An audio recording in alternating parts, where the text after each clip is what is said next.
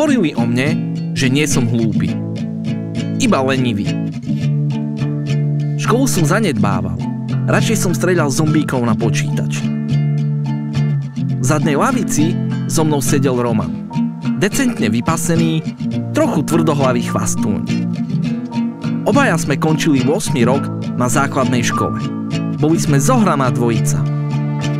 V našej malej ríši sme sa cítili ako králi, no báli sme sa priznať, že za jej hranicami sme stále iba malé, hlúpe decká, ktoré sa boja sveta dospelých. Čím viac sa blížil koniec školského roku, tým viac naše kráľovstvo chradlo. Už sme neboli takí machri. Ostávalo nám už iba pár dní, keď mi v hlave skrsol nápad. S vysvedčením nepôjdeme domov.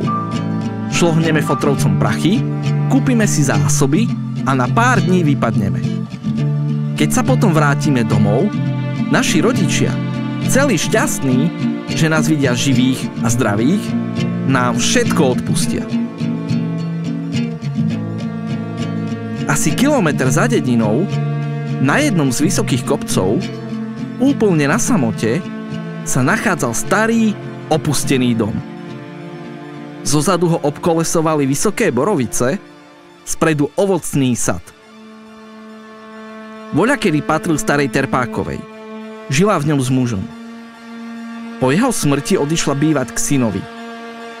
Dom pustol a počase ho odkúpila jedna firma. Začala ho renovovať, zrekonštruovali sedlovú strechu, ale potom z nejakého dôvodu prestali a už sa nikdy nevrátili. Je to ideálne útočisko. Stačil by nám poriadny nákup jedla, spacák, vedro na vodu, sviečky a oblečenie, navrhol som Romanovi. Chvíľu otáľal, vraj je zvyknutý na posteľ. Foter ťa zmláti tak, že si na ňu ani nesadneš, opáčil som. Jeho otec nepatril medzi najjemnejších chlapov. Pracoval na družstve a keď sa opil, v kuchyni lietali taniere. Roman nakoniec privolil. Za peniaze ukradnuté z maminej špajze sme kúpili zásoby a spolu s ostatnými vecami nebadane pod rúškom súmraku ich povynášali do domu na samote. V našich naivných predstavách sme tam hodlali ostať celé leto. V deň odovzdávania vysvedčenia sme sa vystrojili a keď ceremónia skončila, čakali sme, kým sa všetci nevytratia a prezliekli sa. Aby nás nemohli vystopovať, ukryli sme, hoci neradi, telefóny pod stromom na školskom dvore. Preliezli sme školský plot, tiekol za ním potok. Šli sme popri jeho zarastenom brehu, pomedzi vysokú trávu a bambusy. Skláňali sme sa, aby nás nik nevidel. Asi po 15 minútach sme sa ocitli za dedinou. Cítili sme sa ako dobrodruhovia, šťastní, že sme sa vyhli kriku a fackám, ktoré by nás doma čakali. V ovocnom sade rástli jablone či marhule. Konáre vysokých stromov sa navzájom preplietali a vytvárali hustú, drevenú kupolu, ktorá nás mala chrániť. Dom nás uvítal svojim chladom a pustotou. Zo stien sa šúpali tapety, trčali vytrhnuté elektrické káble. Dnu sa ťahali zelené, popínavé rastliny s trňmi. Tri prázdne veľké izby pôsobili skľúčujúcim dojmom. Malá chodbička v zadnej časti ústila do úzkej miestnosti bez okien. Na chvíľu som trpko oľutoval rozhodnutie prísť sem. V mojom pláne som zabudol na nehostinnosť a ťaživosť celého miesta. Preklínal som sa za to.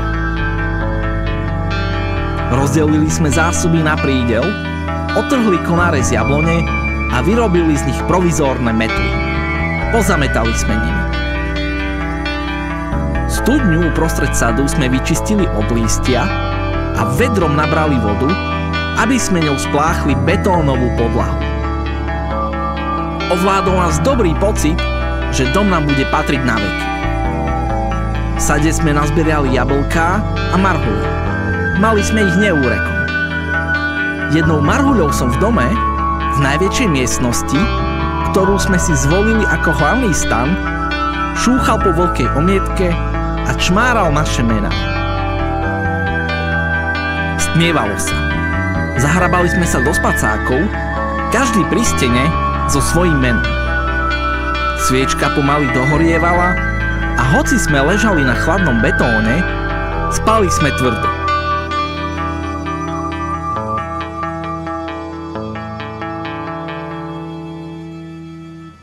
Zobudil nás hlasný štebot vtákov. Vystrel som ruky pred seba a zívol. Na okamih som nevedel rozoznať, kde som. Po pár sekundách mi došlo, k čomu sme sa s Romanom odhodlali. Spomenul som si na rodičov. Museli byť strachom bez seba. I Roman bol hore. Hlasito si prdol. Odpudivý, sírový ódor naplnil celú miestnosť.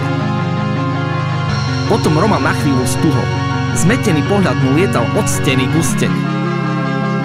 My sme sa v noci vymenili? Zajachtal so zdesením hlasom.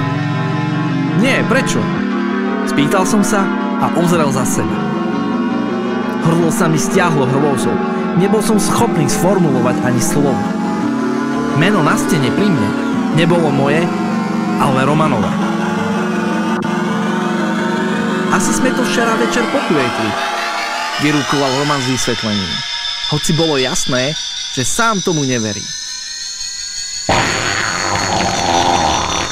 Znova si prdol, tentoraz oveľa silnejší. Zvláštne, ako obyčajný prd dokáže vrátiť človeka späť do reality. Vstali sme a vymenili si miesta, ako by sa nič nestalo. Nabrali sme vodu zo studne a umyli sa.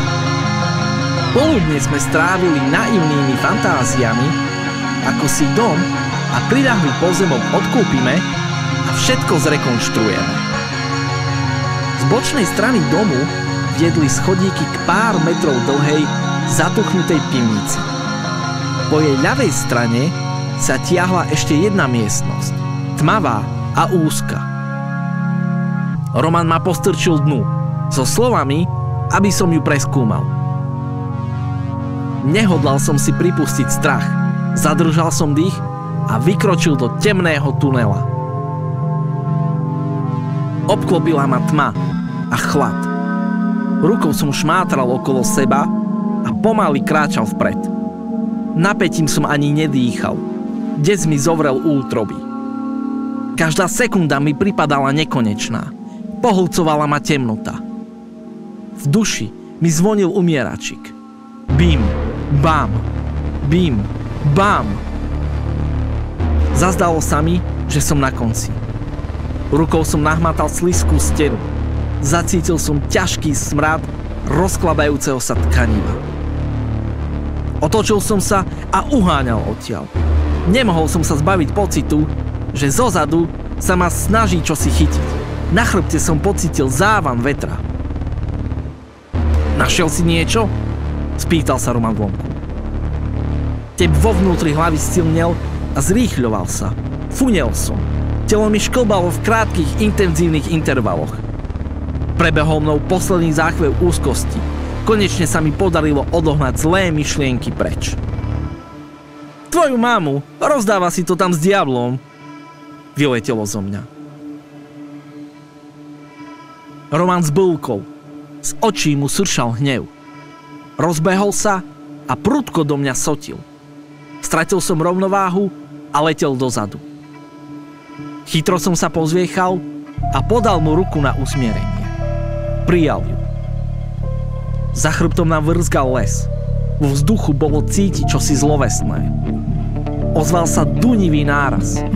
Zo stromov v sade začali opadávať jablká.